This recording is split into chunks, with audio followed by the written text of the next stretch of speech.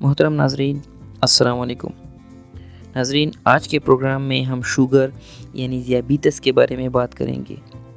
Sugar کیا ہے، اس کی وجوہات کیا ہیں اور اس بیماری کی صورت میں کیا کیا احتیاطی تدابیر ضروری ہیں۔ ہمارے جسم میں لبلبہ ایک خاص قسم کی انسولین بناتا ہے۔ یہ انسولین خون میں موجود گلوکوز کی مقدار کو مناسب رکھتا ہے۔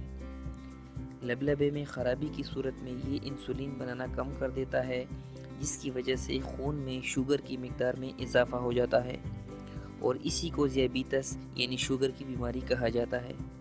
تو ہمیں کسی بھی صورت میں خون میں بڑھے ہوئے اس شوگر لیول کو کنٹرول کرنا ہے۔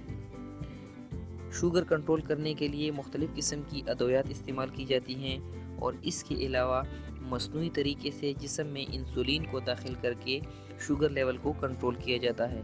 ناظرین، ہم اپنی خوراک اور روزمرہ زندگی کی کچھ باتوں پر نظر رکھ کر اس بیماری کو کافی حد تک کنٹرول کر سکتے ہیں۔ سب سے پہلے ہم شوگر کی مختلف علامات کا ذکر کرتے ہیں۔ وزن میں تیزی سے کمی، نظر کی کمزوری، بیت الخلاء کا زیادہ رخ کرنا، شدت سے پیاس لگنا، ہر وقت بھوک کا احساس، شدید جسمانی اور دماغی تھکاوٹ کا احساس۔ شوگر میں احتیاطی تدابیر۔ شوگر کے مریض چینی کا استعمال مکمل طور پر ترک کر دیں۔ فاسٹ فوڈز اور کولڈ ڈرنکس کا استعمال مکمل طور پر چھوڑ دیں۔ چاول کا استعمال کم کر لیں۔ چائے کے بجائے سبز قہوے کا استعمال کریں۔ کھانے میں لہسن اور لیموں کا زیادہ استعمال شوگر لیول کو کافی حد تک کنٹرول کرنے میں مددگار ثابت ہوتا ہے۔ شوگر کے مریضوں کو ہفتے میں 2 بار کریلے کا سالن ضرور استعمال کرنا چاہیے۔ سفید چنے، پھول گوبھی اور سفید لوبیا شوگر کے مرض میں فائدہ دیتے ہیں۔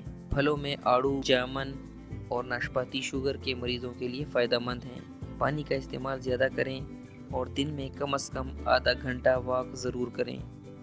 ناظرین، ہمیں امید ہے آج کے پروگرام میں دی گئی معلومات سے آپ نے ضرور استفادہ کیا ہوگا۔ اگلے پروگرام میں کسی نئے موضوع کے ساتھ حاضر ہوں گے۔ تب تک کے لیے اجازت دیجیے۔ اللہ حافظ۔